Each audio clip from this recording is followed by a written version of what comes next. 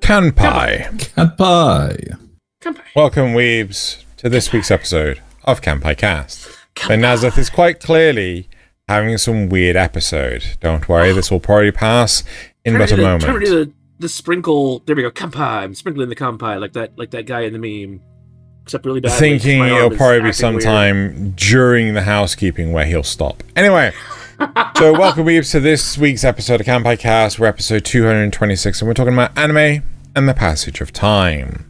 First of all, we have housekeeping, the regular housekeeping, so don't forget to like, comment, subscribe, whatever that noise Nasuth's doing. There's the audio version, which is included on... Okay, it's the noise that Thaylien's doing. The audio version include... Someone was making some weird scraping sound. It was coming on like someone's microphone. Pencil. Yeah. Well, anyway, so... talk. There's the audio version, which includes Spotify, if you have it. And if you have a platform that you want to see the podcast on, just let us know, and we will get it on there. But, I mean, the vast majority of you listen to us on YouTube. We also have a Discord where people can submit viewer memes, which we don't personally look at unless Thaylien's been lying to us, until the actual recording of the show. Are you lying to us, Thaylien? I can't Only in one case. Only in one case, so he doesn't lie to us, right? Our helper had a bit of trouble downloading somebody's meme. Did you? And I tried to only view it through thumbnails, so I did not see the whole meme. Did you say only in one case he doesn't lie to us? I think I did, but that's not what I meant. Anyway... we also have Patreon, which basically pays for a lot of the tomfoolery that Nasuth does, as well as Notice Me Senpai and things. And also Nasuth and I do streaming on the side where Thaylien decides to heckle us, or heckle me from the sidelines anyway. Alright, so moving on to the main topic, which is all about the passage of time in anime. So do you want to kick us off? Well, Xeno came up with a really good idea, is that we break up some of the topics into, say, 2 or 3 parts to discuss different aspects in a more ordered fashion. So in this one, we picked up, the idea that shows that are too long, which was technically a part of another show of our barriers to entry. Then there was shows that can depict different times of the year, whether they show an endless summer or they can actually progress through the year and show off the cultural differences of what, maybe they show how Christmas is different over in Japan than it is in the West. And then there was the shows that actually show the that show the real passage of time through the actual events of the show, where you see time skips or characters that live a long time and how they deal with the world, or even just people that living their normal lives but have to adapt and change for the different scenarios they're in. So we thought we'd break that down into a single show where it can actually give us multiple topics that are connected. And yeah, I thought that was a really good idea. So I've gathered a whole load of shows for each under guidance, and we thought we'd break them down into this different thing. So starting off for part 1, shows that are too damn long. The length of these shows is too damn high. So a lot of this was, for me personally, inspired by the fact that a lot of the shows this season, specifically this season, are sequels to some degree or another. We have Jujutsu Kaisen Season 3 Part 1. We have Oshinoko Season 3. We have Hell's Paradise Season 2. We have the cacophony, the calamity, the catastrophe that is anything fate related, right? We have Fire Force Season 3 Part 2. We have Golden Kamuy, the final season, which I think is the 5th season or the 6th season.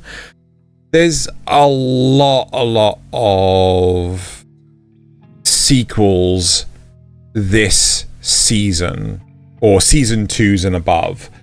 And in all honesty, I feel that a lot of the higher production studios, because they're focusing so heavily on doing additional seasons, you don't get as many good quality one and done shows. Well, I don't know how I feel about that, actually. What do you mean? Because I'm watching several shows this season that are not sequels and have pretty good quality. No, but I'm specifically talking... No, I'm talking about the studios themselves, Nasuth. Because, like, Madhouse is doing Frieren Beyond Journey's End Season 2. MAPPA is doing Jujutsu Kaisen Season 3 and Hell's Paradise Season 2. What's called David Production is doing Fire Force Season 3. A1 Pictures is doing the Fate series. Doga Kobo is doing Oshinoko. Basically, what I'm saying is the Casebook of Arn is done by Silverlink, who did Baka and Test, Watamote, Non Non Biori, Chivalry of a Failed Knight, A Sister's All You Need, Bofuri, and many others. So that's a pretty big studio that didn't. Yeah, that doesn't change the idea that it's the majority. That's fair. It's a large trend that the bigger studios are arguing over who gets to do the franchises because they are more secure in that respect. But I'd also say that I'd be curious to see what else MAPPA is doing right now. That's not Chainsaw Man Season 2.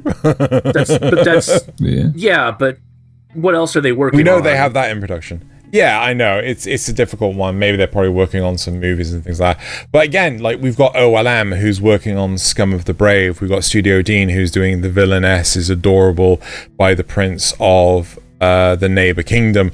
You know, we do have plenty of other studios that are doing one and done shows. But to me, it's just a bit frustrating now that we're seeing the giants, so to speak. I still count OLM as a giant, but the majority of the giant studios are focusing on these many part season shows. That's my point. I think there's something to be said either way. I know I'm veering way off the topic already because I'm interrupting a lot. But I think there's something to be said for that too, because if it's a really good story, I'd rather that they do try to do the whole thing as opposed to just doing a season or two and then ignoring the rest of it. And expecting you to pick up the manga in that respect. Yeah, specifically. But I do also think that there's something to be said for lots of one and dones. I think we've lost a lot of that in the modern day, where we need franchises and we need multi-part. We need name recognition, IP recognition.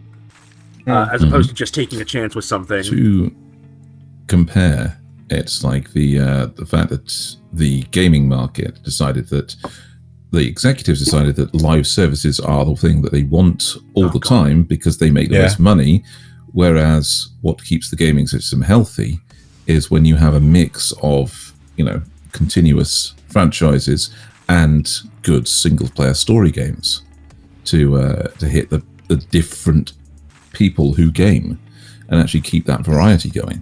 It's the same thing with in anime. You need it. And I think one side of this is Madhouse, right? No. With Madhouse, you have them produce things like No Game No Life, which I do say is peak anime, and I know it's not for everyone, but they've also done recently Frieren Beyond Journey's End. One Punch Man Season 1, that's another brilliant example. Exactly. But for the longest stint, it was Overlord. No, it was Madhouse. It was Madhouse. Madhouse, okay. Yeah, because it was like they did They're all the same first anyway. season. Those Mappa, Madhouse, and M2 are all basically the same anyway. but here's the important part. So they did all these sort of like one and done shows, and like they didn't want to continue doing One Punch Man, right? Because they saw the direction the manga was going in. Fair enough. But then they were doing Overlord Season 2, Overlord Season 3, Overlord movies, Overlord Season 4, more Overlord movies. And that to me is like, well, I'm missing out on Madhouse potential because I really don't like Overlord. Now, don't get me wrong, that is a matter of taste, that is a matter of preference. And there's plenty of people out there that do genuinely like Overlord. Genuinely good for you. But I have this barrier of entry now where, because these big studios are just constantly trying to hit IPs that are like super popular and things like this, you know, I'm getting cut out. I mean, I'm not even watching Golden Kamuy season. Yeah, I'm waiting for it to finish, and then I'm going to binge all of it. Well, because I didn't finish season 3, and I haven't watched season 4. I'm like, you know. Exactly. But I do really want to, which is why I'm going to wait until it's done and then binge all of it. Well, see, they do work on a lot of stuff at once, which is interesting. Yes. So I'm looking at Madhouse's catalog right now. And so when Overlord 2 came out, they also did A Place Further Than the Universe. I don't know if I just started that today. Came out. Oh, they also did Overlord 3 the same year. And Cardcaptor Sakura, Clear Card, and Oko's... Madhouse... And Mr. Sonic Middle Management Blues. Yeah. So Madhouse does tend to work on several things at once. Yeah. I know this isn't. I'm pretty sure... I don't know if this is a movie or a full series. No, that's a series. That's a series. I can tell you that right now. Series of Japanese children's novels. I don't know if that's a movie or not. It's too hard to tell. Let's not get bogged down. Yeah, the point is that they do work on several things at once. So Overlord is not like sequels are not their only. Oh, they did Orb. Oh, I forgot about that. Yeah. So yeah, like sequels are definitely not their only game. No, but yeah, when you stop and look at the situation right now, Xeno is not far wrong. No, I'm not. A lot of the big names having picked up just sequel after sequel, and that does actually bring up this point of the barrier to entry, the shows that are too damn long. What if they're using shows like that to finance their shorter, more chancy ones? It's potential. It is potential. That's another topic to talk about some other time. Does that matter though? In this particular case, so there's so that's one of those things that really brings up these shows. If you look at the original super long show, which was Dragon Ball Z and Dragon Ball before it, it's serialization of a show from a manga that is still ongoing. And so that can lead to massively stretched out shows where you want to see the story, but of course it's riddled with things that they use to pace the show to match the material that was being produced. Naruto, Bleach, One Piece, Dragon Ball Z, all of those have come up with that same problem. And One Piece is finally solving that by saying, oh yeah, no, we're going to take a break and we're going to come back with actual seasonal shows. To work with the actual manga again, whereas Naruto, I think, actually genuinely. They're also doing the full remake for One Piece, where they're stripping out all the filler. Well, I don't know how far the remake's going. Fair, it could just be a single season. It could be just the Romance Dawn arc in general. So, but even then, just to match up with the live action. Still, but even Naruto ran into that, where they decided to end the actual season of Naruto, the actual series Naruto, and bring out Naruto Shippuden, so there was an actual time skip. To get to because that's what the manga did as well. The manga was going through, and they decided, no, actually, I'm going to time skip. I'm going to have a separate manga as the next part of the story. So while that was happening, Naruto kept trying to serialize and just made filler after filler after filler after filler that did not need to exist. The end of the season, a series of Naruto, was like 5 seasons of something. That was, or something like, I don't know, some 60 episodes that did not need to exist, but they still wanted to use the franchise. And then there's, of course, the Bounce Saga of Bleach, an entire season that did not exist. Before you take into account the 1,000-Year Blood War arc, Bleach has been something like over 20% filler because of that. No, it's just way more than that. Yeah, no, something, but it is over 20%. It's 28% or something like that. When you I think it's closer to half. No. Because what? No, didn't it end on basic filler? No. Oh, okay. That entire season was plot relevant. Okay. 45%. Wow. Where did my calendars? Oh, because we're in it's Kanpai News time or Kanpai Cast time. Yeah, approximately 45% of the original Bleach anime is filler, with 163 out of 366 episodes not adapting material. Right. Yes, so close. But that's so close. When you say not adapting material, but that's not to say that it's filler. That some of that is plot relevant that Kubo sanctioned. That's fair. Yeah. Bounce, Captain Shusuke, Amagi, Zanpakuto, Unknown Tales, and the Gotei 13 invading army. So I think a lot of this. Tales is actually sanctioned, so that's like a whole season that was actually plot relevant. Okay. So. Right. I wanna because I do tend to rag on Bleach a lot. I actually want to rag on one that I actually used to like. I genuinely used to like Fairy Tail, right? So I used to watch Fairy Tail week in, week out. And Fairy Tail suffered the same problem that they all do. The source material. So they caught up with the source material, and they weren't able to give enough of a reprieve for them to pull ahead far enough so that they could actually start doing the series again. And there's a number of seasons or arcs, shall we say, within Fairy Tail that are just flat out filler. They didn't happen in the source material, but to me personally, they were still entertaining narratives. Now, the problem that Japan faced was they thought that if they did not maintain their presence in the public, in the pop domain, in pop culture domain, then they were going to not be able to recover, which meant that they created these really long, drawn-out series.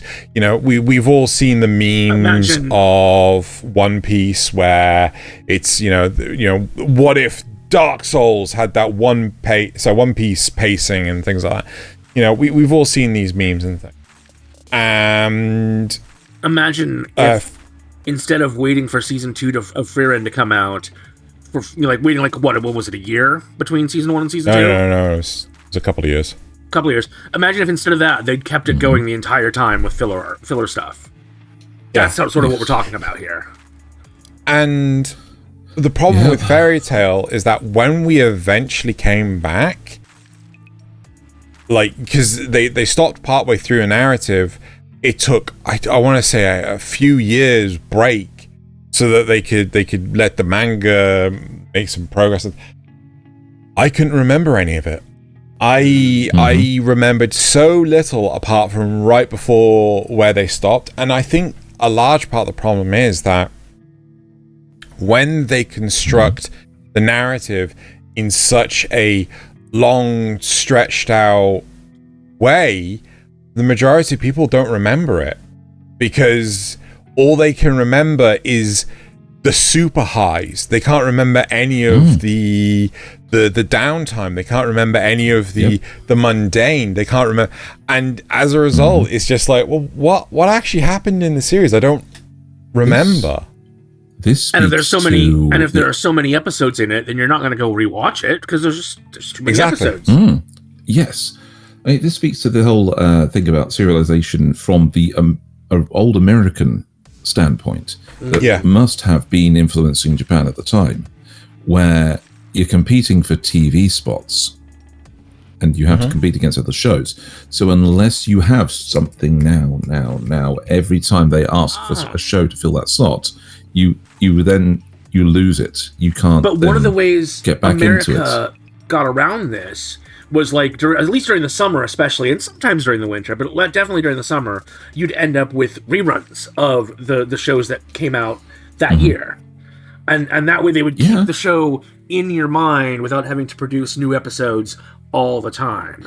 And that's, I think, something that Japan didn't necessarily do. No, they do it. They do it. He made him say do. Well, there you go. You do. But did they do that then, or do they only do that now? No, I think they did it then as well. Okay. Yeah, they do that though. Anyway, the scene never ceases to amuse. Anyway. So, this is the thing where if they didn't have that, it wasn't just that they'd lose the audience, it was also that they would lose the TV slots, and the executives from there would say, well, no, you haven't had anything on our channel all year, why would we give you a new slot now? Because this one that's got a sequel right now, we could put that on and people will still be watching it as if it's all one show. You know, they're used to watching it. We will just carry on with that instead of giving you the slot. And now that they've got the ability to be more flexible and there's more channels, more areas, more online streaming, all of that, they can now actually break that up. They can operate for releasing pretty much as they want to, as long as it's with that seasonal kind of frame of mind to catch the new, each new wave as people are going in. But which one is better for an audience, I think, from the audience perspective? So yeah, following Nasuth's question, because I was literally about to ask the same thing.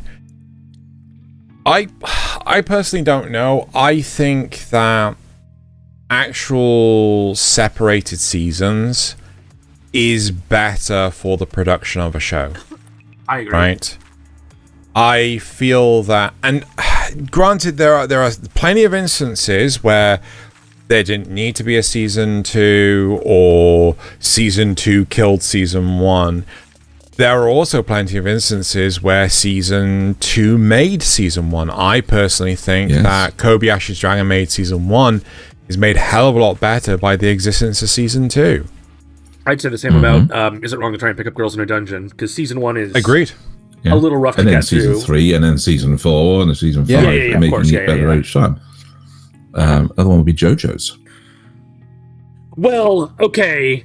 Because I feel that I'm the outlier because I really like Phantom Blood as well, but I will admit that Battle Tendency is my favorite, and then of course Stardust Crusaders is the one that got everyone in. I think though one of the great things about JoJo's Bizarre Adventure though is that they're connected but not direct sequels. Yeah, you could in reality just pick up at any of them. Like part 7 is a complete reset. It's set before parts 1 and 2, and it's just, I think it's supposed to be alternate universe, and like it is. So it's a complete universal reset. If you want to pick up JoJo, but you don't. But not because of the events of Part 6, strangely enough, even though that was also a universal reset. It's very strange. Araki had some very strange ideas around that time.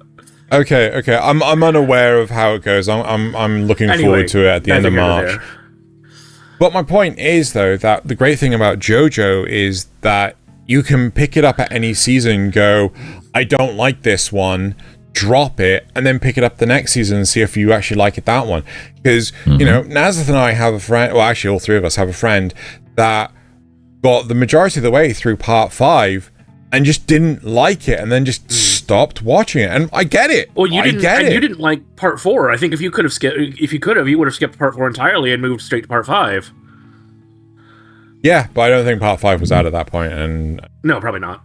yeah, I was jonesing off of all of JoJo. Yeah. Yeah. So the And a lot of thing people that I skip will 1 and say- 2 and go straight to 3. So, yeah, 100%. what I will say to the answer of your question, Nasuth, is that I feel that it entirely depends on the writing. If you are writing a serialized show and you want it to be 3 seasons long, writing it to run continuously or in set seasons doesn't matter. Sure. Right? Because if you are You could go- letting you it could go run look back from You could go 1, look back 2, at and something 3 all in a row. Trigun, which is 39 episodes? Yes. Which is essentially 3 No, seasons of 13. no, it's 26. 26. No. Original Trigun's 26. Google it. Bet. We're looking it up. Here we go. How many episodes? Oh my God, I can't type. Episodes. Try again. Oh my God, you're right. Fuck. All right. So 2 seasons of 13. All right. Alright. But the point is that Yeah. it was written as a continuous, like as far as TV is concerned, it would be 2 cores, but it is a continuous storyline from beginning to end with no need for a break. Yes. If you are going to write it for breaks, though, then write it for breaks. Do a concise beginning, middle, end for Sure. the episodes that you're releasing, and then take the break and do it again. That way, each season is memorable in its own right, and if you lose funding or if you lose a TV slot, people will remember what you've done in the previous season. That's why I appreciate Dan Machi as well, because each season has its own goal to reach an ending, and then there's more to come, you know that, but this particular small part of the adventure has been done. The next step has been taken each time. So Yeah, I completely... Do you think that something like an episode 0 for like a sequel series where it recaps the events of the previous season or seasons would be a good idea for most shows that have agree. on running? Yeah. I absolutely hate those. But you I don't absolutely have to watch them. But episode 0 would be optional. You wouldn't have to watch it. Yeah, no, but I just think that is a waste of production time to do, even with as little effort as those take. I think I would I rather don't put know. them. I really appreciated it for One Punch Man season 3 because I'd forgotten so much of 1 and 2, Okay. and then they came out with that there we go. 3, and I was like, yes, Right. yes, of course. Okay, so here's first off, the tried and true staple of it's good if it's done right, or it's okay if it's done right. So I'm gonna let you guys judge me entirely. So I watched all of Supernatural, right? I love how flaming hot garbage Supernatural is, right?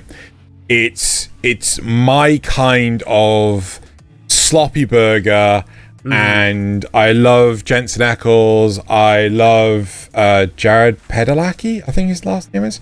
I love the whole cast of Supernatural. But the show is 15 seasons long. They appreciate that you cannot possibly remember absolutely everything about the series. So when they have introduced characters that are relevant to a story today in this episode, they give you a blow-by-blow of the events of that character. They give you this is who the character is that's coming back, that's relevant to this episode. Because, yes, it's not that super complex or anything like that, but it is really meaningful, the events of that character. And I think that was absolutely excellent. They definitely started doing that for some American shows too, like Fringe, or there was another one up here that I don't. It doesn't matter. It might have been Dark Matter, where like if somebody showed up in season 1 and then they don't show up again until season 3 or 4, they'll during they'll be like previously on blah blah blah, and then they'll show you not just what happened right before, but what happened a season ago if it's necessary. They have one character in Supernatural that's last appearance was in season 4. Yeah. And then season 15. It's just like exactly. I am so glad maybe short that they recaps actually give that. instead of full episode zeros when it's relevant. This is where my bias is going to show completely, because much like Xeno, I have one of those shows. I think we all do, really. All 7 seasons of Buffy the Vampire Slayer and all 5 seasons of Angel, which match up with it, with you 3 poor people. Bastard. I'm sorry you watched Angel. With 3 people like me that can remember a show from just from associative details, right? They did that as well. They put that little short recap at the start of episodes where they thought it was relevant. And every single one of us, it spoiled every surprise for that episode. It didn't matter how brief. If they showed a character that popped up from season 2 in season 7, that was it. We knew exactly how they were going to interact with that show because we could go forward. All 4 of us had that thing, and we would try and fast forward. We'd record it in advance and try and skip the intro. Okay, I'll give you that as well. If we saw one coming up, but we'd usually get in the first 2 seconds where it pops up. They would have some character walk on screen, and we'd say, shit, they're in this episode. That means this is going to happen. Or we were on a cliffhanger last time. The fact they brought up this character, that's how they're getting out of that cliffhanger. I mean, again, another side of this is how intros and outros can just spoil everything. Quick aside, because of what's on screen, anime food always looks delicious. That's neither here nor there, but I agree with you, and I don't want to get too hungry before we finish this episode. So yeah. I think personally, having separate, segregated seasons, even if there's years between production, I would much rather that than something. What was I saying? 60 episodes of filler. Yeah. 45% of filler, right? I'm much rather. I would agree with you on that, definitely. But I gotta be honest, I think I would like a recap episode, because a friend of mine who wants to watch Dan Machi season 4 and 5 can't remember seasons 1 to 3. Yeah, and it's just like it would be, so we have to we have to rewatch Dan Machi seasons 1, 2, and 3 again. I don't have time to rewatch seasons 1, 2, and 3. And that I completely get. I really, really get that. I'm the same with Golden Conway. Yeah.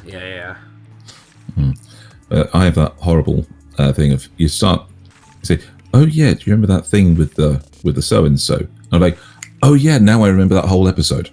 Yeah.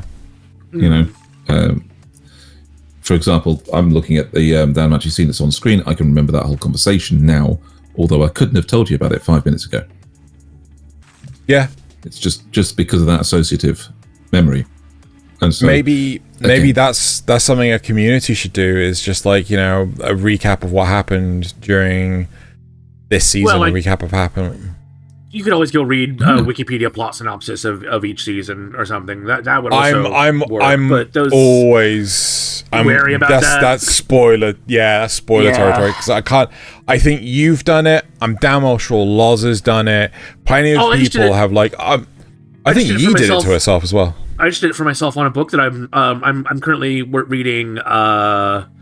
Words of Radiance. I say reading. I'm listening to the audiobook. Words of Radiance from the Cosmere series, and I wanted a list of characters. I was like, I can't keep misspelling these character names when I'm talking to somebody else about it. So let me get a list of characters. And then I saw one of the descriptions for one of the character names before I had the chance to delete. I was deleting them all, so I didn't see anything. And my eyes just happened to see this one little bit. And I'm like, oh well, that's just spoiled a huge chunk of the story for me. Yeah.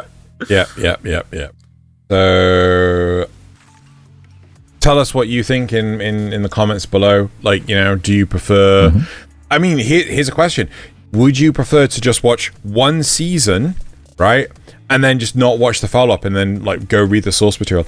The number of times I've had conversations with people about Berserk this past week, and I've just turned to them and said, just read it.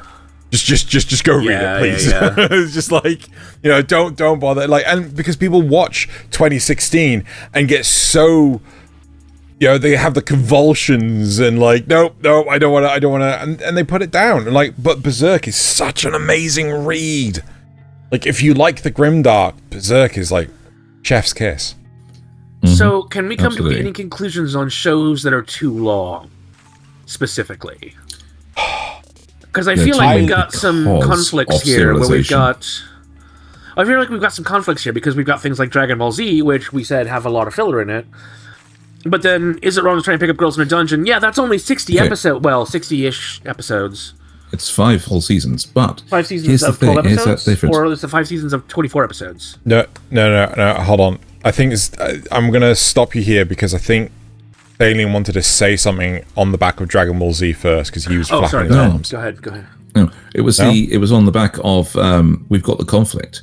I say yes, we have the conflict because all of the ones that we deem too long and don't want to go back and watch are ones that were serialized despite the material, whereas all the ones that we seem to enjoy are ones that are long because they have multiple seasons that were written to be single seasons in their own. Yeah, 120 episodes. Naz has just spotted it because season 4 was kind of 2 cores. Well, yeah. Yep. And season 1 had 13. Season 2 had 12. Sorry, season 2 and 3 had 12. Season 4 had 22, and season 5 had 15. Yeah. And the 6th season's been announced, which we're very happy I about. didn't know the 6th season has been announced. That's just made me super happy. Oh yeah. I need more. More. Gimme. The shows like that have been written, and like JoJo's, they're written where the arcs come to healthy conclusions. Yeah. So announced on February 7th, there you go. The 10th anniversary event. Yeah, sorry. So yeah, I'll stop making those noises. I promise. I'm very sorry. He won't. He won't. He's not sorry. Anyway, so we got shows like My Hero Academia. Definitely is too long for what it is. Shows like, but I think a really good example. Does Macadamia actually have much filler in it, or is it just that they stretch things out too long? Macadamia nut. I think it's because it stretched things out too long. But I think a really good example, Attack on Titan definitely does. I think a good example, though, is Golden Kamuy. Like, I really want to watch Golden Kamuy, but I don't want to rewatch the first 3 seasons to catch up because, like, ain't got even though there's a lot of really good stuff in there, it's also like, I've already seen this. How many times am I going to have to be like, oh, I remember this now, and skip it, or have to sit through it again anyway, because there might be something you missed. And I do feel that, at least for me personally, there is a barrier to entry for, I feel like I'm being forced to relive something or re-experience something only because it's taken so long to get to this point. But if there was a recap episode for season 4, or before season 4 and 5, would you watch the recap episode? I think I would. And then watch 4? I genuinely think I would. I think I would go back and I would rewatch the recap episodes of 1, 2, 3. Then I'd start at 4 and then continue on. Maybe that's something that they should do. Rather than putting an episode 0, making an episode like, I don't know, 15, whatever the end of the season is. Put a recap on at the end of the season. Once the next season's announced. No, I think an episode 0 is perfectly fine, but they only cover the previous season. Sure. If you want to watch the episode 1 recap, go watch the episode 0 season 2. If you want to watch the season 2 recap, go watch the episode 0 season 3. That's fair. Right? Yeah. Okay. Right. So, again, it's fine if it's done right, but at the same time, if it's written for multiple seasons, it sticks in the memory better. If it's written to have a beginning, middle, and end for a season, Right. it fits Yeah. better. Yeah. Completely agree. Completely agree. Right. That brings us on Move to on to part two. Part two, yes. Part two, which is the shift in seasons that anime displays and how they're different. And this one I think is going to be a bit of a shorter part because the majority of shows that I could find in this vein are school, slice of life drama shows. Because they're the ones that explore those events, school festivals, summer festivals, the New Year's festivals, going to shrines for different events, and the way that people experience those as part of their culture, how they interact with them as people. So you take a show like Toradora or Nisekoi, where all of the drama is relating to the things around what what events are actually influencing their lives in turn. They go to school, they go for they start in the spring and they talk about cherry blossoms falling and how that is that start of a new year for them. Then they have the different events that go through school as they progress through, joining clubs, doing all these events, moving into summer, where summer for the Japanese school students is not the same as it is for Western school students, who, for them, the summer is the end of that school year, and the end of summer is the start of the next one. I think I know why that is. I might be wrong about this. I've never looked into it, but it feels like I know that the reason we do it that way in the West is because of the farming season, right? Summer is a much longer period of time where they're going to need to be working compared to winter when there's nothing to do on the farm. I think it might be that in Japan, because we sort of imposed our Western system on them, but much later in after the industrialization, that they didn't they did it differently. I could be wrong about that though. No, I believe it's because the school education system they had was for the rich. Oh, that's probably also true. Rich. Yeah, it became more so rich. They didn't have to worry about farming. They didn't have to worry about farming, so they could make it symbolic, where the start of the year was the start of a new person's life. The summer would be a time for individuals to do things related to their schooling, and they would they'd take a break for their fathers to show them how to supervise their land and similar. But there was also schooling available then. And then moving up to the winter, that became the end of the year, and so they would have to, take into account everything they'd done and show they'd learned something from it. So I think that I feel that that's something to do with the how Japan design its school schedule. Why does Japan's schools start in April? I mean, I'm sorry. I know I'm looking this up, but you don't have to. You can keep going. But then the events that they go through, so are all surprisingly ritualized. So going to the ocean for the first time during the summer, big event. Going on different holidays, taking a class trip, taking. You've got Valentine's Day and White Day in Japan, which are very heavily ritualized, where there's expectations of what people will do at those times. Whereas here, my Valentine's Day, on direct choice, was me spending the day playing games, taking care of my cat, cooking really nice things, and then recording an improv show with Xeno and Nasuth.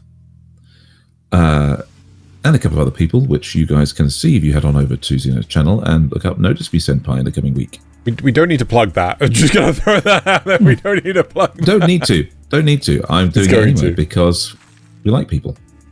That's anyway. True. Oh, okay. So I've looked into it now. I don't know how trustworthy this site is. It could be entirely wrong. It says that in the early days, schooling was a lot more loose, and then around the Meiji era, when they really got Western influence, they adopted a Western style of schooling, which started in September, and then apparently in when did they say? Around 1886, the government decided to start doing their fiscal year in April, and because that meant that's when funding was decided, they also did school starting in April. That makes sense. That's interesting. Hang on. That's now made me want to look up something else. How long is their academic year? I don't know. I think they have year-round schooling, because I know that's something they wanted to adopt here in America I tried to at one point, but I think that's even more important than you think, because the British tax year starts in April to the following March. So yeah, it's an entire year in 3 semesters. Because there's a lot of the Western influence, the tax year starting at the same time as other countries' tax years. That makes sense. Yeah. And then they've also moved everything into the schools and everything to match it. Unlike us, who left it where it was. No, but don't they have? Oh God. They do have breaks and things. Yeah. So it's like they have a semester and then they have a break and then they have a semester and then they have a break, which is essentially what they were talking about doing for other year-round schooling. Is you get like a month in summer, a month in spring, and a month in winter, and then the rest of it is all school. Mm-hmm. Right. Okay. For Xena and me, growing up as we did in the English school system, they break that up further. So you'd have a month in the summer, but then a week in the middle of the school year. Yeah, it might have been that too. Or two at the in winter, and a week or two. We have a couple of months in summer, didn't we? It's kind of been reduced. It is August through September, so it is 2 months in summer now. Yeah, depending on which school you go to. September 1st is almost universally the start of the new school year, though. Although, if you went to university and things, that I mean, again, university is a whole different bag. That deviates a hell of a lot. But the the standardized school system is end of September to beginning of December. Then you get like all of December off. September. No, it early really September. depends. It really depends. Because if you're in medical, you start in nothing August. Starts before the 1st. If you're in standardized schooling, for but university isn't primary and standardized. secondary. Welcome to this episode of Kanpai Cast, where we're discussing the school system. Anyway, you know what? Yes. But that difference. I do feel, though, that there is actually a number of shows that are, well, in part slice of life, that do not realistically follow, like, the school curriculum or anything like that, yet they still follow the seasons. And one of the shows that we haven't actually got, queued up is Laid Back Camp.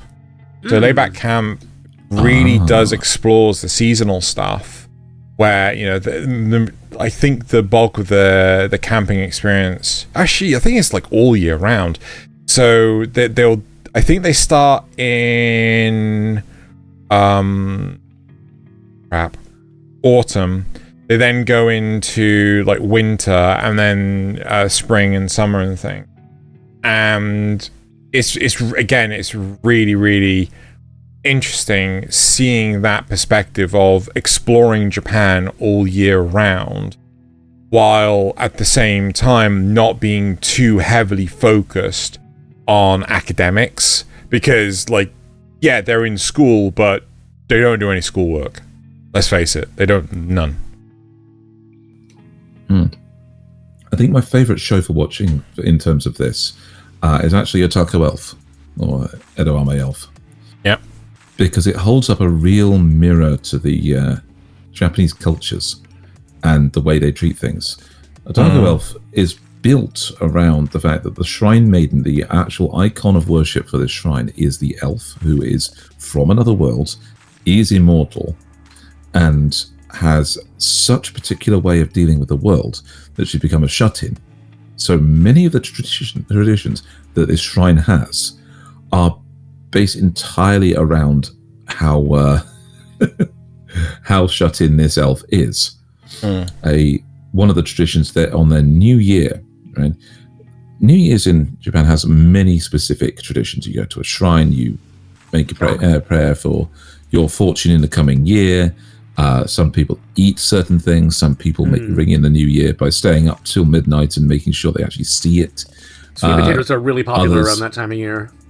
Yes, and I think there's a certain type of ramen as well, or the noodles specifically that they do, because it's brought up in this, where in the show, the tradition is that the shrine maiden, the Miko, and the elf will walk through a certain path through the town to bring luck to them, ringing bells and making sure that they spread the good luck in the right pattern, as it were, and then they finish up at a certain location where they eat the traditional meal. And it turns out that this is actually just because 80 years ago she got a real craving for that particular type of noodle after being told it's traditional to eat it on New Year's, and insisted on them going out at midnight to walk through the street. And people saw them and thought that she was blessing the street, and so it became a yearly tradition. Oh my god! And for reference, in this current era where she is far more introverted, they actually made sure that they light lanterns along the street to guide her way, but make sure they are all indoors, so that she's not at the mercy of the crowds like she was the first time. It's really interesting how a lot of countries have a lot of cultural significance surrounding the different seasons of the year, and I think Japan is definitely one that has a lot going for it. But I think a lot of other cultures, traditionally foreigners, have a lot of negative We've secularized respect. a lot of it. Huh? We've secularized a lot of it, so it's no longer like we've given up on a lot of the traditions for more secularized things. It's Japan's still more got than a lot of religious grounding in it. No, it's more than just that, because there's also the cherry blossom season, just watching the cherry blossom bloom and things like that. But I was recently told with the autumn colors, there's you guys do. Yeah. Yes. Are they called leafers or something like that? And it's just just chase them around the country. You're looking at the different Yep.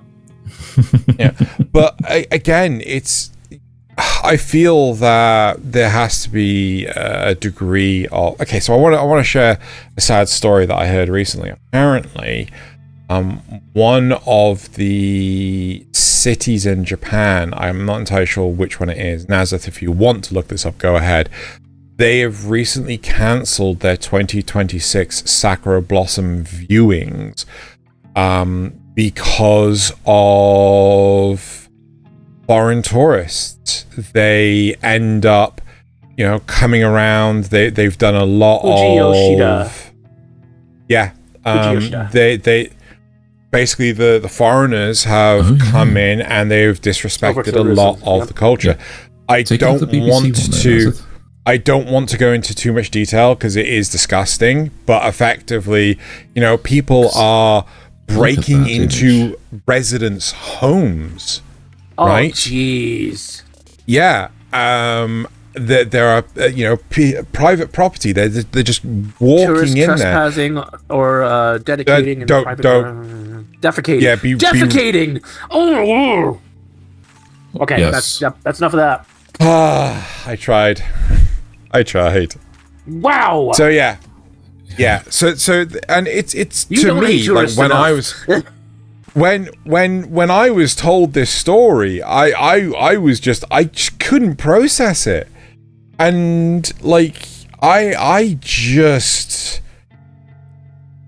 Oh yeah, it's not okay. Yeah. Like if you know, Yes. I think a big thing is that we have a huge.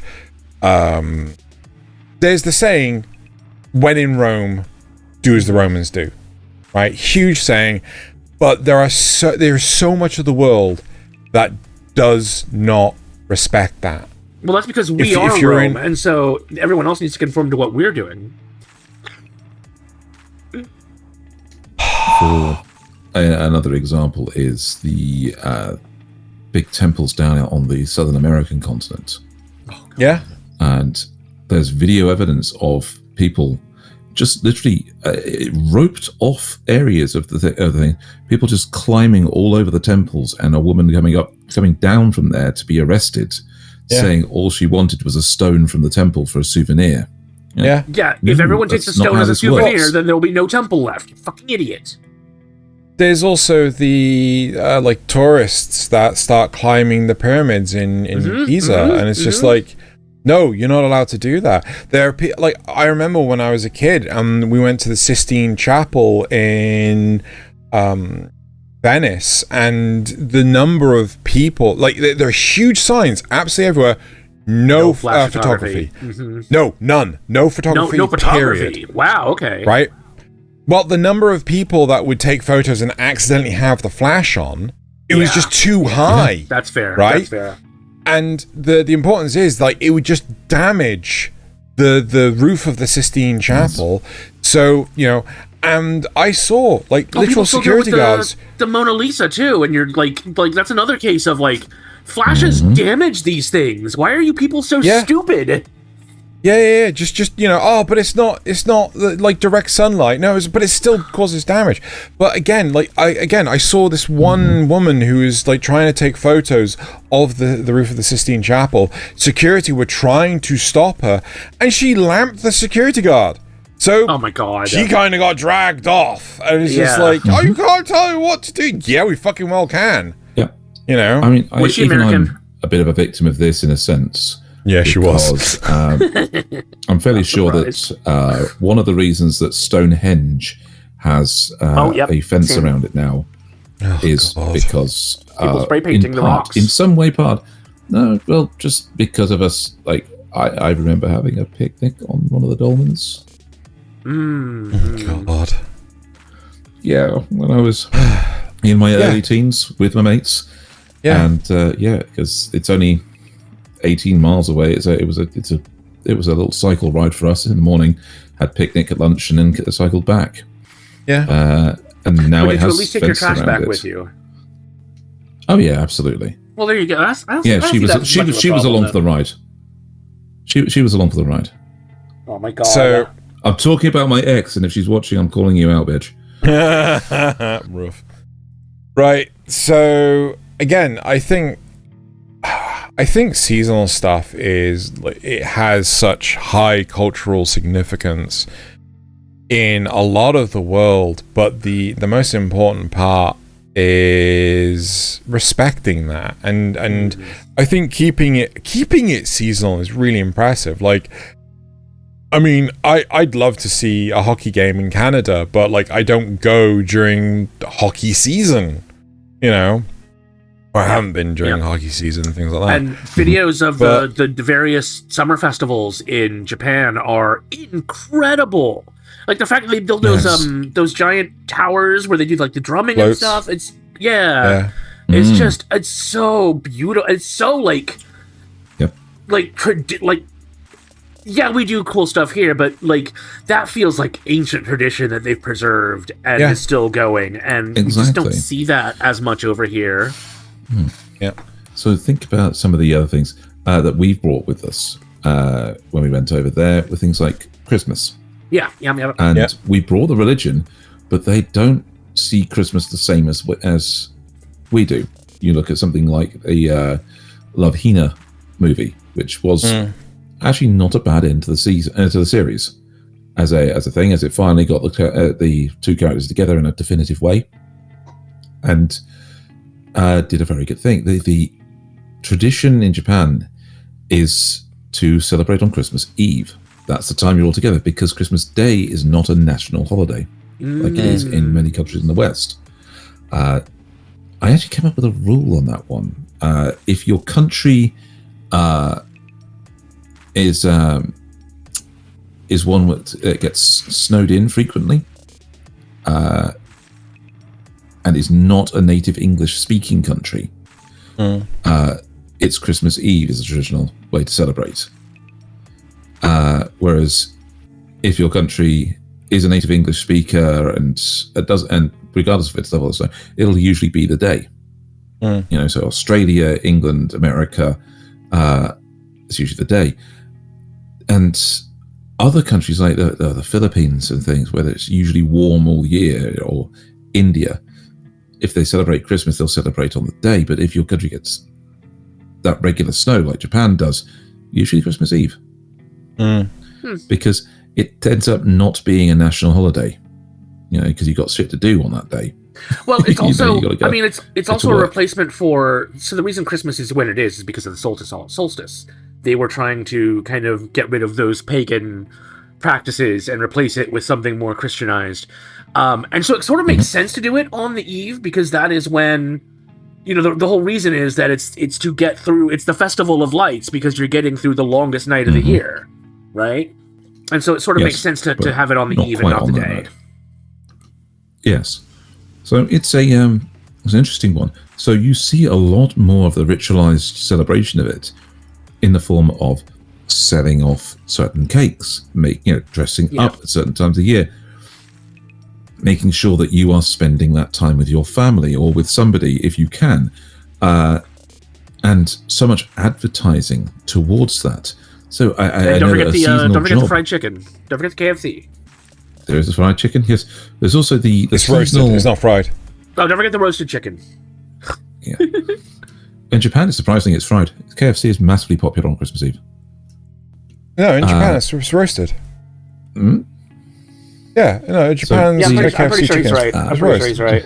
Yeah, it's a massive shift. Oh no, fried chicken. Still, Lies. Ordered weeks in advance, and strawberry sponge cake. Family gathering, fried chicken, strawberry sponge cake, admiring extensive winter light illuminations, and couples exchanging Christmas gifts. Yeah, since the 1970s, Kentucky for Christmas. So, anyway, the point I was getting cool at stuff without is Jesus. that there is, you'll see it in these shows. You'll see these things where they'll take one of these seasonal jobs of handing out flyers for Christmas, or selling the Christmas cakes, those strawberry sponge cakes, selling those for Christmas, and making sure that you sell out to get paid. And people taking those jobs and using up all their time, and then struggling to get home for Christmas Eve for that reunion where they've actually got a present for their loved one. Big in the drama things. It's definitely in Nisekoi. It's definitely in one of the others. K-On! I think it is, that does that, where the bandmates take different jobs. I think one of them takes a job specifically to earn a bit of money to buy somebody else in the band a Christmas present. Kobayashi? I know they have an episode in Kobayashi about Christmas, but I don't remember if they have that sort of situation. No, I don't think so. They do that in Soul Food, though. I'm just going to point out, I do apologize to anyone. If you could start hearing music, unfortunately my neighbors have decided that now is the time to start blasting music as loud as physically possible.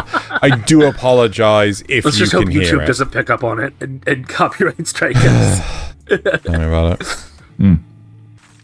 But then you look at a show like Sanda. Oh my god. Nasuth, tell us about how Sanda sees Christmas. I feel Santa's a bit of a weird one. Yeah, because it's not really Christmas time, but it's just that Santa embodies the spirit of Christmas.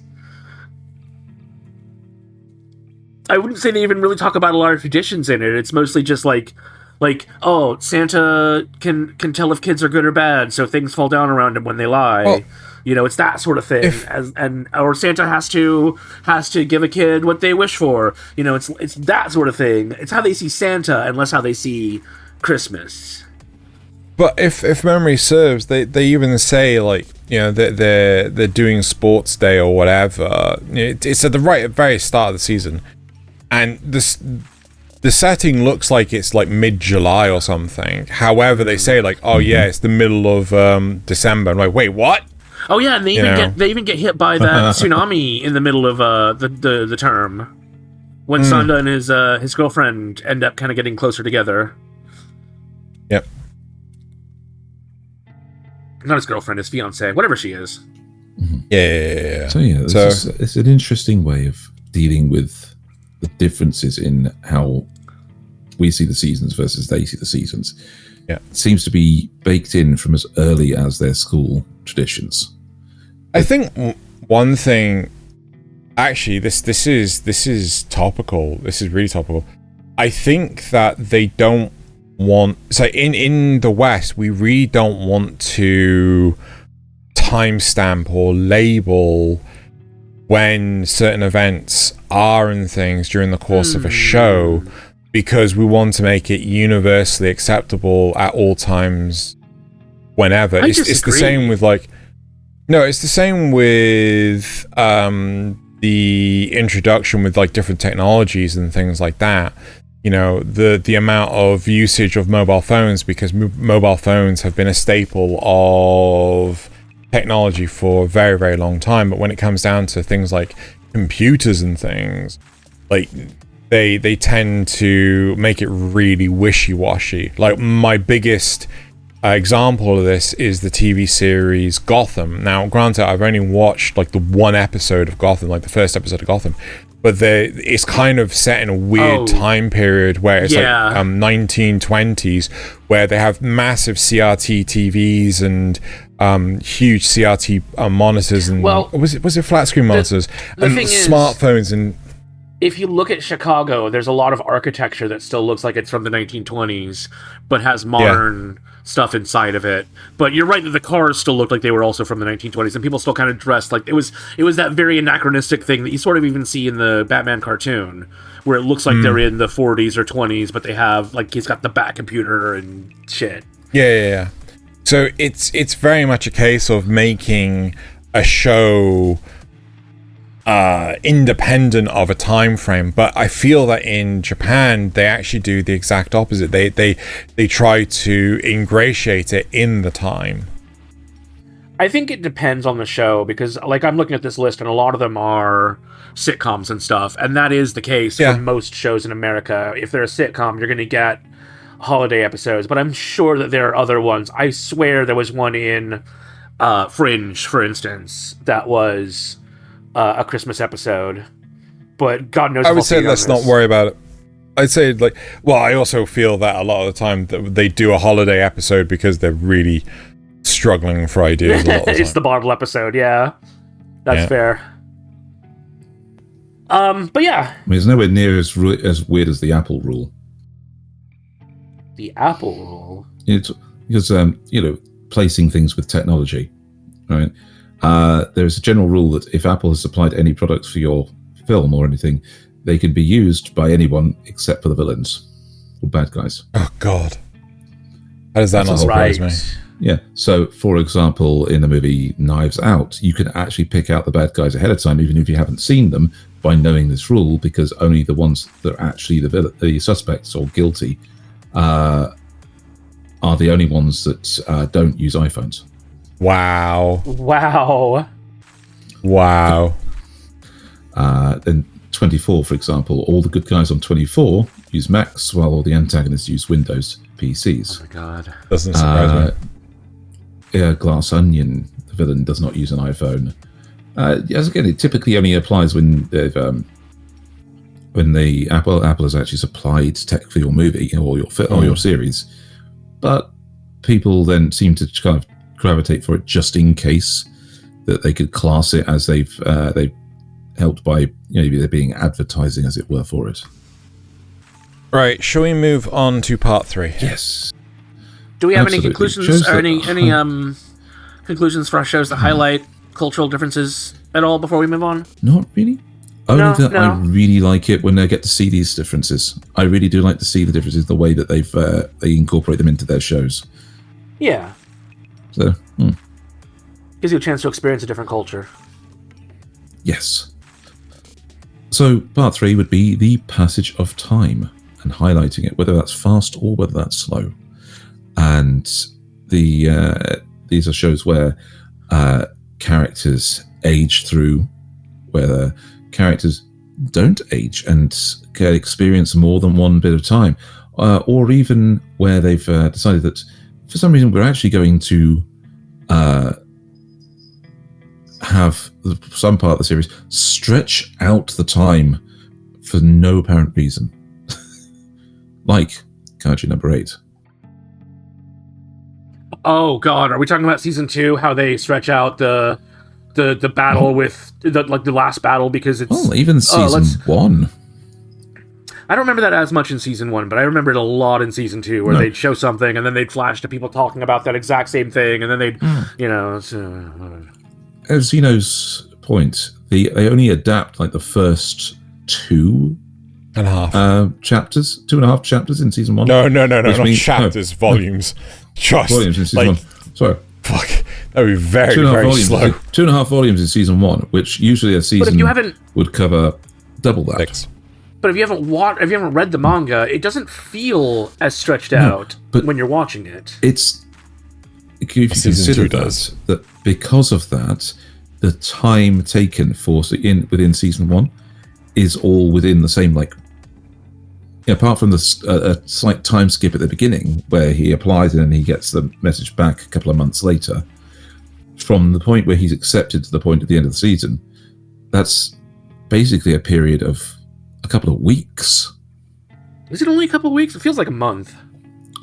No, it's like a couple of weeks. It's really short because they have the training exercise when Kaiju number 9 turns up. There's the fight between the vice captain and Kaiju number 8, Kafka. That's the same event because basically, 8's fighting 9 and 9 buggers off, but 8's being tracked down. That's all the same one event. Then time passes, he gets the promotion, and then 10 turns up. Mm-hmm. Yeah. Right. It's at most a month. It's that's a tiny about what I period thought of it was time. about a month. Yeah. Mm-hmm. But 2 weeks a month, that's not a huge difference. No. Well, it's a matter of 2 weeks. So the surprising thing is that's a whole season taken up by almost no time period. And well, while if that we want to say, work, I'm surprised this isn't in the list because Zeno mentioned it. I'm not in the H's. I'll get it. Zeno knows exactly which one I'm talking about. Yeah. Hell, I didn't even realize this, but he's right. He's 100% right. They even say this in the new season. They're like, it's been 2 days since we sent these people, and we haven't had a response yet. And it's like, what are you expecting in that sort of a time? But yeah, it's like season 1, the entirety of season 1 is only 2 days. More or less. Maybe 3 days. Definitely less than a week. the reason it's not hells nice, I yeah. can think of it because I haven't seen it. Yeah, it's so I think that again, Hell's Paradise is totally bingeable, but I feel that watching it on week is quite a struggle for me. I really wish they would turn down their music. I'm very sorry, everyone. It's so distracting. It is a good series, but the problem with the series, because I got Crisp on, the problem with the series is the fact that it feels like very little ground is being because you're made. going between all these different groups at once. They can barely cover any time. They're all moving towards the same thing, but it feels like there's no progress because this group moves, and then this group moves, and then this group moves. Yeah. So you're like, yeah, I get that. I felt the same way when I was reading The Wheel of Time. It felt like in books 5 and 6, there were so many different... I think people felt this way about Game of Thrones, too. There are so many different groups, and they're all moving at the same time, but because you have to keep going between them, it's just... I get where you're coming from. I think part of the problem, though, with Game of Thrones is that the TV production added that jumping between the groups in. It wasn't there in the writing. Like I can't remember which book it is because a friend of mine told me about this because he was effed off as much as I was. But it starts with Arya leaving one location, and then at the end of the book, it's Arya arriving at said location. Like, she doesn't feature in the rest of the book in the slightest. But in the TV series, they've shoehorned in extra moments because people liked Arya Stark. And I get that, but it's a huge problem. Like, there's not. It might also be in their contracts that they get a certain amount of screen time per season. Potentially. Potentially. But it makes for bad adaptations. Like, I remember, it happens with so many Shonen Jump stuff. They create all these characters, but they have so little depth. But now we have to give them all screen time, and it's just like, I don't care about any of these characters, right? And in part, it's the same problem with Hell's Paradise. There's a few characters that I'm like, I have no idea who this is. I do not care about them. They are contributing nothing to the story. Why am I watching this? How far in are you on season 1? No, I watched all of season 1. I watched all of season 1. I feel like you're right about it in like maybe the first half, but I think after a bunch of them get whittled out, the ones that are left start becoming more important, and you learn more about them. Definitely picks up in season 2 as well. I don't want to. We're doing the reviews next week, so I don't want to say too much about that. But yeah, no, I get you, because initially it's just a spectacle. It's just killing people for fun without any real development, and I can see how that would be a turnoff, especially when you're dealing with so many different disparate groups. 100%. And I think another show that does an absolutely superb job and is Knights of Magic, right? They only show you the relevant parts of the story. Like in the first episode, we have Ernesty, who goes from being isekai'd into a toddler's body to being a young teenager who's mastered a lot of basic magic. Concepts. And he's just getting ready to steal a Silhouette Knight to go fight a behemoth, and it's just like, that's all one episode. It goes through years worth of crucial plot, but not excessive amounts of boring mundane stuff. Yep, there is that. It's good progression. But then you consider how shows can show the opposite. They can use a small amount of time to show that same progression of from one stage of life to another, and then use that as part of the whole plot, like Millennium Actress, where the entire point of that movie is that her aging across the time is essential to the plot. So they can't show her entire life, but they have to bring up the entire. They bring it up over time. So you haven't seen it, Nasuth? No, I really need it. It's Satoshi Kon, isn't it? I can't remember. I think it is. So yeah, I definitely need to watch it if it's Satoshi Kon. But even if it's not, I know I've heard nothing but good things about it. Yep, it's Satoshi Kon. Yeah. Yeah. So it's considered a contemporary legend for a reason. Yeah. And it's basically she's basically being the movie is her being requested for a specific interview to talk about a retrospective about the company she worked for as the company's being demolished, kind of behind her. This studio that doesn't exist anymore is being pulled down.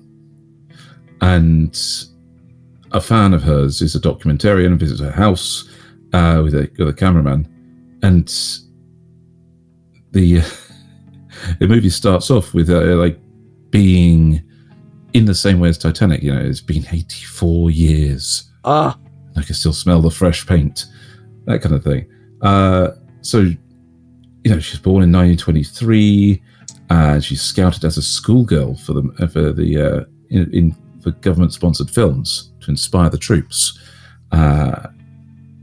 Then going through the process, it's all the movies she did and the different stages of her life, all done as a retrospective with the interviewer breaking in to ask for clarification, or is this when this happened, and her then allowing it to go through.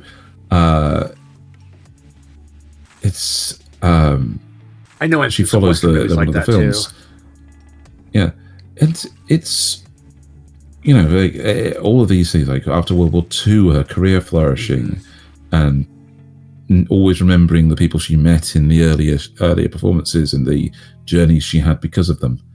But then realizing at one point she can no longer remember the face of an artist that she loved. And this, he even gets into the final film, where an earthquake causes the set to collapse while they're filming. And a young man that looks very much like somebody she used to know rescues her from the rubble, but because of that flashback of him looking just like somebody she knew before, she actually flees the set and quits acting, because it's like this blast from the past just disturbed her, seeing this wraith in the wreckage of this studio. Gave her horrible flashbacks. And then she went into space and built a spaceship that where she becomes an opera singer. No, Nasuth. Sorry, that's another Satoshi Kon. We're talking about magnetic. I'm talking about magnetic rose there. Yes. So this whole thing, the entire thing, is built around this passage of time, and it is simply a story told from the perspective of one person, with all the misunderstandings and successes and triumphs that can give. If you told this story from the perspective of it happening as us, the audience, watching it, then we might have known who this other person was, before she did, and expected it. Maybe seen the signs coming before she did. But instead, we get to react to it as she tells the story, and then find out the reason for it, which is a very different way of presenting things. Yeah. So, in that case, there's two more shows that I kind of want to touch upon when it comes to. No, sorry. What were you going to say when it comes to the passage of time, highlighting the passage? I've got one too, if you don't mind. Yeah, go for it. So I want to talk about quickly, just very briefly, How to Become Ordinary, because this takes, I believe, if I remember correctly, this takes place over about the course of a year. They start in spring, and then they end in spring of the next year.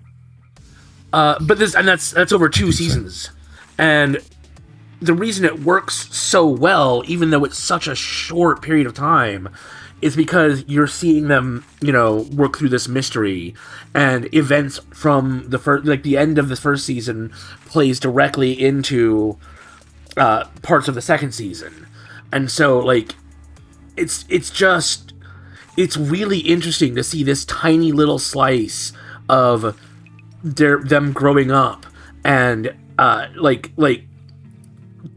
figuring out their identity and working through these mysteries at the same time. And it doesn't feel like it's only a year, until they're like, oh yeah, it was just a year. And you look back at it and you're like, oh my god, it was. Holy crap, how has it been so short a time? And they did all that. But it flows naturally. It's not like they're packing more in there than should be in there. Because, you know, they walk you through each step along the way. And it never feels like it's moving too fast. It's more one of those passage of time things where, as we're in it, time passes normally. But once we get to the end of it, suddenly you're like, where the fuck did that go? I mean, it's kind of like, that is sort of like real life, because think about how slow time passed for you as a kid. You're like, oh man, it's nine weeks until the end of school. Oh, it's 8 weeks and 5 days until the end of school. And it's just like, feels like it's going so slow. And then you look back at it now, and it's like, man, that was such a brief period of my life. It went so fast. But every day... Compare that to this year. And January itself just felt like most of the year. That was 6 years.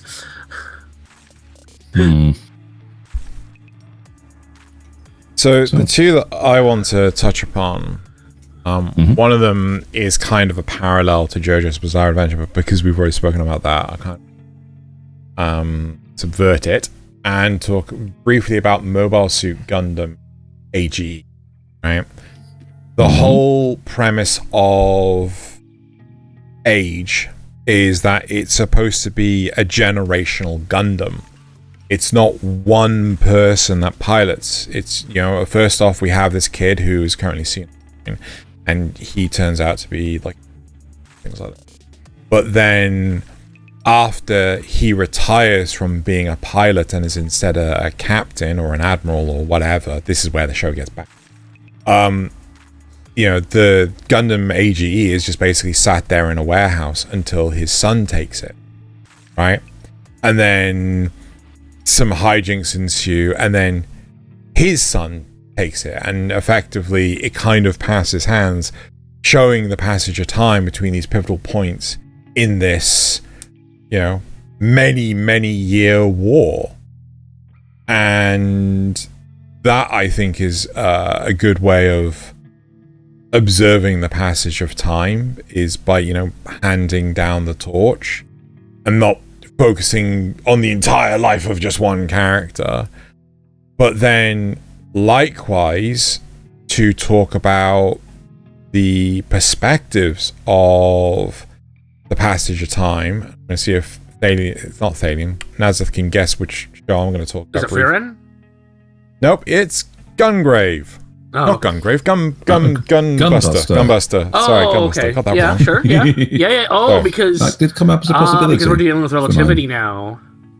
Yes. So again, like, I still argue that this show is the definition of boy that escalated quickly, because, you know, the first episode where, you know, the law of time works for everyone the same, we just have these schoolgirls that are piloting these mecha that are just basically exercising as if they're, you know, running around a course at their school.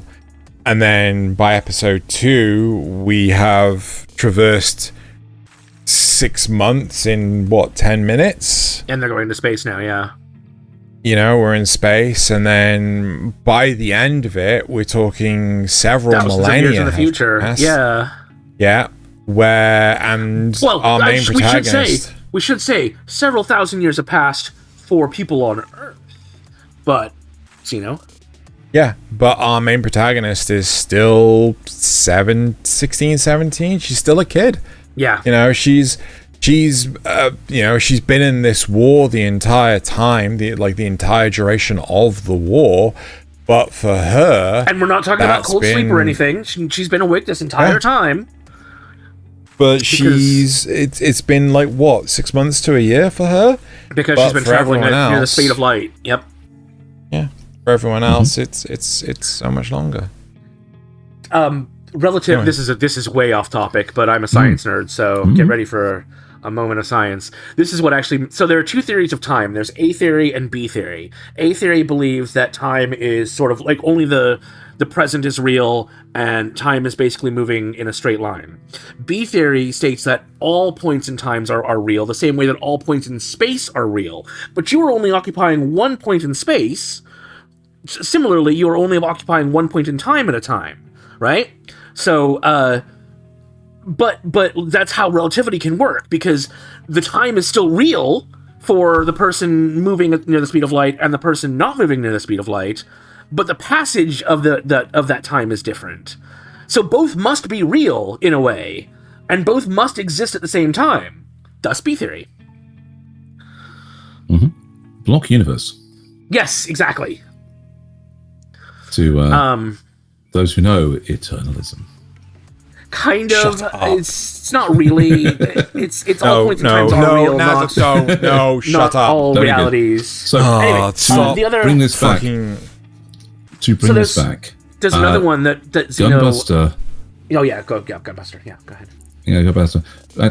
Back from GunBuster. That's the same problem that's there and exemplified in Voices of a Distant Star. Because in this one, it's the same basic thing, except that we see the perspective of not just the girl that goes off to fight the aliens, but we see the boy that she left behind, getting her messages via the slow radio mail coming back from the beacons as she texts from her phone to tell him what's happening. So for her, weeks have passed. By the time the short movie ends for us, we see her young man, who is now a 36-year-old grown man, receiving her last text right before he ships out, having got there the normal way of earning his way up the ranks to become a ship captain and ship out to the war in that sense. But meanwhile, she's only had a couple of months of fighting the actual bad guys as a mecha pilot. So it's a very different way of doing it. And the fact that it has been 36 years and they haven't heard any, the only thing he's heard from her is these text messages. Very bad sign, considering how her story, by her side of the story, ended with her in a fight against the enemy. I see. So, and they still have no news. Still have no. So one show that did it, when Xeno was talking about Gundam Age, it reminded me of a show that actually did it well, which was, of course, Orb, where you start out with, like, this takes place in about the lifetime of one of the characters, but he is the antagonist, so you don't see him, you're not really following him, even though you can tell how much time has passed by using him as a ruler, as a meter stick. But it starts out with, the blonde kid here, and then it moves on to a different set of characters after he dies, and then it moves on to a different set of characters after they die, and then it comes back to one of the other characters that we saw before, but now she's an adult. She was a kid. She was like, I don't know, 9, 10, 11, 12, maybe 12, and now she's like she looks like she's in her 30s or early 40s. By the time the series ends. And so it's really cool to see the passage of time in that regard too. But they actually did it well, unlike Gundam Age, which apparently does it terribly. No, Gundam Age only did it terribly because the characters were terrible. Oh, okay. There you go. You want to talk about any others? JoJo's before. We did. I mentioned JoJo's before, but it's still worth bringing up JoJo because their passage of time is simply to age out the characters and move on to the next ones at the end of each arc, which allows them to tell stories within that universe while keeping continuity. Unless you're Jojo, in which case you get younger. Yep. And have even more hat hair. But you compare that to the show of the season at the moment, which is Frieren, and an immortal elf that genuinely doesn't see time in the same way as other people, having to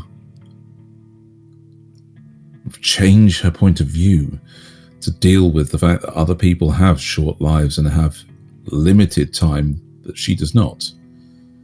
And coming to terms with the grief of losing people that she cared for and then finding new people, which is a very different way of showing time, very different way of showing how, heck, in that first episode, Hero the hero, just passing away because he he went on a really long hike to a mountain at an advanced age and didn't have the power of God to preserve him. Dying. It's what Hero Himmel would have done. Yes. There was another article from that. Yeah, I know. So is that in the news? No. Yes, I almost added it as a meme, but no. So how do we feel about shows that really put emphasis on the passage? I love how you can tell a story within it. I feel that the ones where they stretch time from for too much always seem to fall short because it acts more like turn-based combat, where everybody's waiting for their turn at the on the screen time and nothing is actually progressing. Whereas if you're actually showing the passage of time, you're showing the way people change and people grow, that can actually make some very interesting stories. I think it's like a lot of things, where if it's done right, it's good. If it's done right, if it's important to the story that how much time has passed, or if it adds a layer of grounding that might not otherwise be there, I think it's a good thing, because I much prefer that to something like Dragon Ball, where you really have no idea how long it's been. Like how many episodes did that 5 minutes last? I'm sorry, no. If it's 5 minutes, unless I don't need to see I hate it in action movies where you see the countdown timer and it says 10 seconds and then they flash away and do like 2 minutes worth of action and then it flashes back and it's 9 seconds. It's like, no. I'm passing the time. Make it real. Oddly enough, the thing that I really fucking hate with action movies is someone fires a bullet and someone else is able to follow the shot as it's traveling through the air, and it's just like, that's not physically possible. You don't have the kinetic vision to do that. It doesn't work that way. Not just that, but like if you spin your neck that hard, that fast, you're just going to break your neck. Or at least dislocate something or tear something. It's not physically possible to... I like how DBZ Abridged addressed that one. It was, question, do you know how long a minute is? Well, of course I do. So, I don't think you do. Yeah. Because we've been going longer than 5 minutes here. Nasuth, for your benefit, you've muted yourself in Discord. Oh no! I need to figure out why sometimes OBS doesn't pick up when I hit my mute button, and so I have to hit it twice, and then things get weird. Anyway. I was just agreeing with you, essentially, yeah. Yeah. Mm-hmm. I feel that shows that artificially inflate their duration to add more to the events of the show, they're the worst. Like they are clearly the wrong sort of audience, a wrong sort of show for the right sort of audience.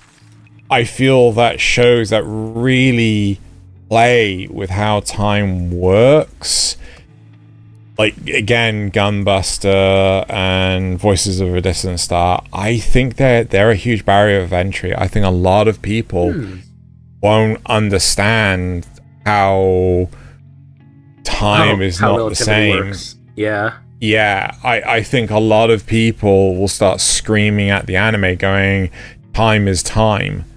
You can't just change time. Time didn't, Math is math. But, yeah, effectively. But these are probably the same people that think South is down. God, But at the same time, yeah, I really do. I like it when they do play around with the passage of time. As long as it makes sense. As long as it's not artificial. Like, again, like playing around with time with relativity is cool. Or even something like Erased is cool. But yeah, go ahead, Zeno. The other side of it is I fucking hate shows that do play with time, but they just bounce back and forth. It's like, yeah, but actually, if you go a further 5 seconds from the past, you know, it's just like, oh my god, you're just making this needlessly complicated. Don't fucking. Oh, one we didn't mention was Summertime Rendering. That one plays with time a lot. Yes. Same with Bashano. Same with Steins Gate. Yeah, that's fair, actually. Yeah, Science Gate's a good one. But that's not really the passage of time. That's just playing around with time. Well, it kind of is, though, because in Summertime Rendering, at least, it's very important that they have this limited amount of time to play around in before before he has to loop, or, you know, things will be wrong. Things will go completely pear-shaped. Mm-hmm. And Bashano is telling 3 narratives across 3 different timelines at the same time. Anyway, should we begin to wrap up? Absolutely. I think so. I call that a success. That's 3 particular topics discussed with linking themes and even linking shows across. Yep. So I call that a good idea, Zeno. Cool, right. Let us know how long it felt for you in the comments. Let's move on to the supporter questions. First of all, Zrugal says, it is now time for the supporter questions. So while I'm getting ready, I'm already ready, you folks at home can make sure you're subscribed to the channel, like the video, and share it if you can. It really is the best metric for you to show YouTube you like what we do. Actually, I don't know if that's true, but let's just say it is. Who knows these days? Zrugal asks, is there any anime that depicts aliens you would willingly get abducted by? Ooh. We know Zeno. We know Zeno will say yes, Tenchi Muyo. Those are all aliens, and he would happily get abducted by Ryoko. No. I would be abducted by the Katians. By the what? Who are is that Psyche a human-like species with cat-like ears and tails, who come to Earth to observe and have a technology to make you into one of them, and specifically because they have a 30-to-1 female-to-male ratio on their planet. This is Cat Planet Cuties. Okay, got it. Yes. No, I would go with Kobayashi's Dragon Maid because dragons are aliens. Oh my god. So point from another world? No. It's Final Fantasy XIV reference. It turns out that dragons are actually from another planet. They're aliens. Yeah, fair enough. Abductee of the Cat Girls asks, oh god, can Thaylien tell us more about alien cat girls? No, he can't. That's not a real question, but Thaylien refuses to be censored. Well, he is censored, so moving on. If you were to expose... No, If you were to explore space with a crew of different alien species for companions, what kind of cat girls are they? What kind of ship would you prefer? A large ship like Angel Links, where you command from the captain's chair and get transported to other places, or a smaller ship that can dock anywhere and pilot itself like the Atlas Star. I genuinely want something in between. You know, I want a healthy sized crew, not just like 4 people. So I'd genuinely go with like the 4-person crew and a ship I can pilot myself. No. That'd be so much fun. Can I have the 4-person crew and a huge ship, like in Farscape? Red Dwarf. Lol. Yeah. Anyway. Right, moving on to the comments from last week. First of all, we have the news. Thomas Shell says, news! Content reference OS 1 index equals 1. That's what he actually wrote. It's his actual comment. I hate you both. Rugal says, news. I don't think I noticed that Nasuth doesn't use hands during the news. Is that news? Joking. Yes. Because Nintendo is doing Nintendo things. Rentware. Not wrong. Good grief. Crunchyroll is increasing their prices again. Yep, and they probably keep going. Oh, you guys just said Scried. I've been pronouncing it Escried. Escried, yeah. For years now, neat. In reference to Hori's manga and Thaylien doing the same pose. Very nice, Thaylien. I appreciate the recreation you have going there. Should have held the blue one though. No. Hori was the so the manga had him creator, holding. Cool stuff. Thanks for the news and Ream Skies. Moving on to the comments from the cast. Drew says, Kanpai, time-stamped the COVID removes your taste joke. Lol. I laughed. Thank you, Thaylien. I can't even remember. Thaylien has no taste.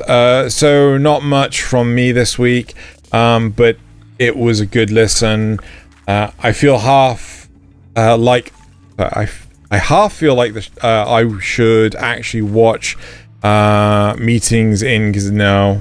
I mean Reincarnations of Slime season 2. No, don't. Just wait for season 4 where it's 60 episodes of meetings in gazebos. Referring to Thalien's supporter question, the supporter questions went off the rails, just like Thaylien. And if you want to make your supporter questions good go off the rails, episode. join the Patreon. Love the memes. But how does how does a rib do anything? How is that a show? Somebody read the manga and let me know, or just watch the show when it comes out. Do an episode about best manga. I mean, Nasuth can't read, so it's true. Or next week, do best second seasons. Maybe. Sorry to disappoint. Next week is this week, and we're doing. Yeah, Strong Michelle says it's almost impressive how fast some shows go from masterpiece to please pretend this never happened, depending on the season. Yes, very much so. Request for random impromptu review. I heard about an anime called Aura Battle of Dumbine. Can you tell me about it if you like it? I've never watched it, but I know a kid's head gets shot off. I think people like it. Yeah, I missed it as well. I've never watched it. Yeah. Considering that was out before Xeno and I were born. Right. So, a little bit. And now it's time for the best part of the episode, the memes. Now it's time for the best part of the episode, the ending. Goodbye, everyone. Goodbye. No. No. Memes. Come on. It is memes. So we like to archive these on our website because they tend to get taken down from the places we find them. So you can go there and watch them, and you can submit your own memes on our Discord. Go to the meme submission channel and drop them in there. We have that muted so we don't see it. We take up to 6 memes a week, and we have 4 this week. Starting off with a video meme. Isn't it 5? 5 this week. 4? 5 this week. Is it? Being alone a whole day at home must be miserable. Literally my mood when I'm alone at home. Yeah, not wrong. True. Yep. I am definitely a cute anime girl when I'm home alone. That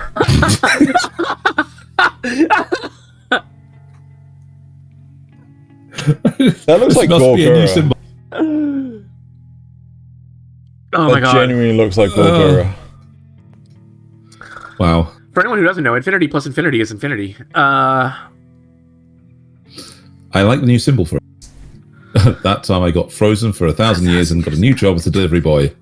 Nice. I'd watch it. Oh my word. The Leela's eye, though. Yeah, that's accurate. Just looks really off with the anime styling. I'm not dead. This is just how I look. Same. And the last one's also a video meme.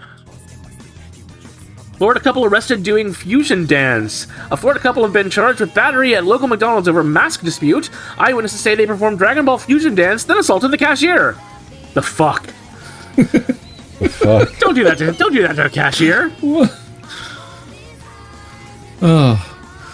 Should I watch Dragon Ball GT? Have some respect. No. Have some respect for yourselves and at least use Batara earrings. Yeah. All right, on to mine. 2016, Blizzard just released a new game called Overwatch. 2026, Blizzard just released a new game called Overwatch. But look how less happy he is about it. Yep. Wrong one. My next one is spicy adjacent. It's not really spicy, but some people might think it is. What the anime about? What people posting? Yep. So, ever so minorly NSFW, but not really. Wait. Hold on.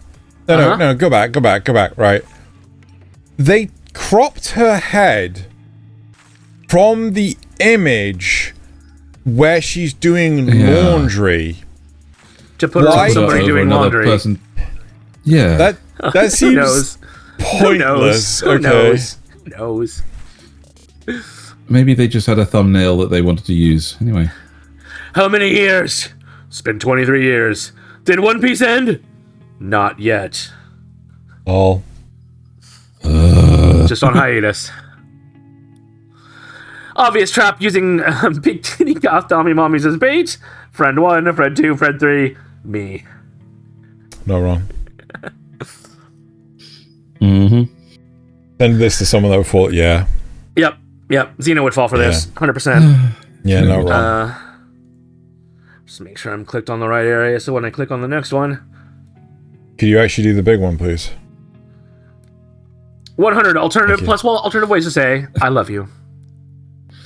Rocket launcher. Freaking God. Yeah, okay. Okay. Hopefully no one else will have the same troubles I did. Demons like you aren't capable of feeling love. You're all monsters with... Wait, who's that behind you? I'll make them feel my love, all right. Heal! Oh my Lord. No. Oh no. Not okay. That's not okay. It's not okay. Oh, video meme.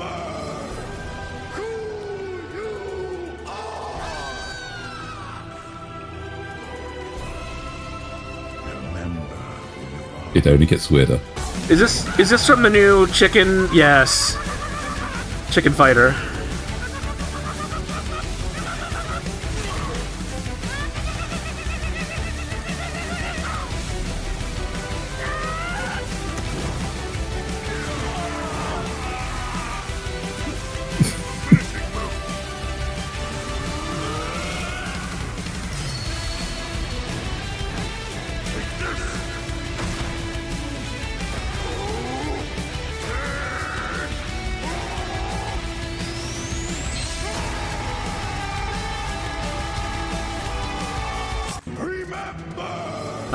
Okay. That's not a meme. That's just a preview for Chicken Fighter.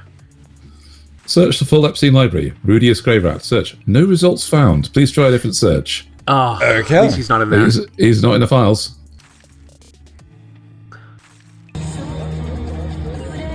Oh, this is old meme. Never gets old, have though. this. Yeah. Never gets old, though. Yeah. Explain this. We can skip it if we... It does get sillier. It does get very silly. How may I serve you today? We have a question about the menu, please. The men I please is none of your business. Oh, damn. And then in the background, the men she pleases. Definitely.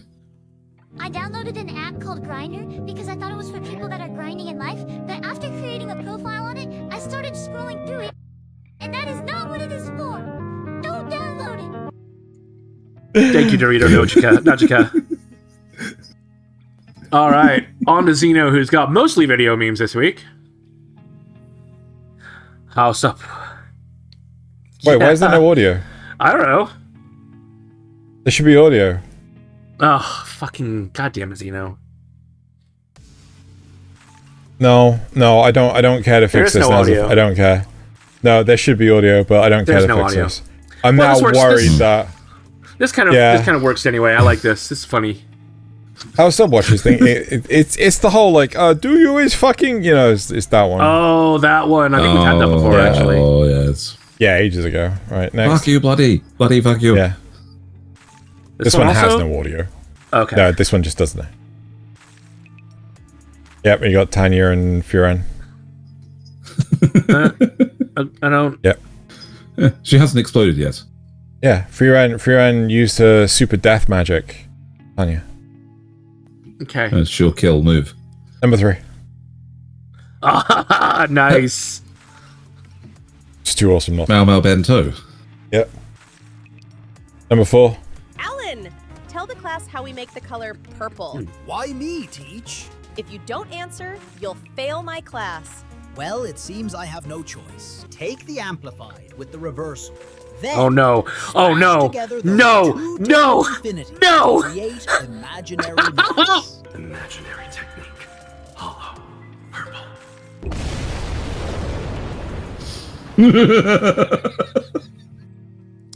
Yep, had to be done. Incredible. Okay, Stark, what's this irresistible offer you had for me? You like older ladies, right? Do I? Well, how would you like to travel with one? Do I? Well, what if I told you that... Come up and show it to me. Look no further, youngin. As I am an elf, I am in fact the oldest lady that could possibly exist. You may worship me at your leisure. Stark, I saved your life. How could you betray me like this? That's Where's the mommy milkers? Why isn't she wider than she is tall? Plus 50 is my limit, otherwise it hits Gmail territory. It seems I'll have to go all out. Guaranteed death attack. Teeny elf smooch.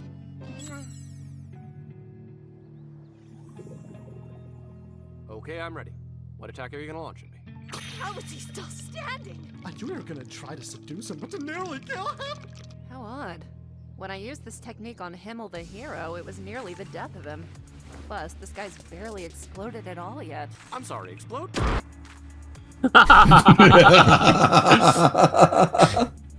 And then my last one. No, that was your last No, one. my wasn't it? last. No, it wasn't. Oh, it wasn't. Oh my god. Oh no, I know this one.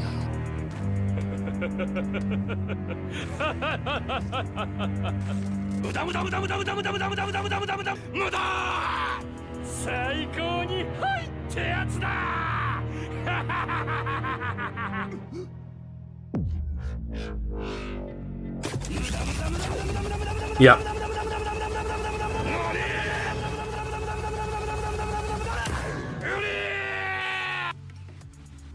Yep, there you go. Yep, had to do that one. Oh yes. That's great. That's great. Also, Uno rules. We should play Uno again.